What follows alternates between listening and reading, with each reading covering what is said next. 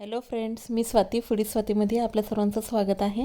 आज आपण टिफिनसाठी झटपट अशी वांग्याची रेसिपी बघणार आहोत. खारं वांगं. यासाठी मिक्सरच्या भांड्यामध्ये खूप साऱ्या प्रमाणात कोथिंबीर, शेंगदाणे, धने पावडर, त्यासोबतच हळद, तिखटच्या ऐवजी हिरवी मिरची घालू शकता आणि त्यासोबतच लसूण आणि आलं पण आपल्याला त्यामध्ये घालून घ्यायचे आणि छान वांग्याला 4 काप करून सर्व मसाला मिठासहित आपल्याला त्याच्यामध्ये भरून घ्यायचे. मीठ पण आपल्याला चवीनुसार मिक्सरच्या भांड्यामध्येच घालून घ्यायचं आहे. यासोबतच मी इथे टोमॅटो आणि बटाटो देखील घालून घेतलेले आहे आणि छान तेलामध्ये आपल्याला परतून घ्यायचं आहे.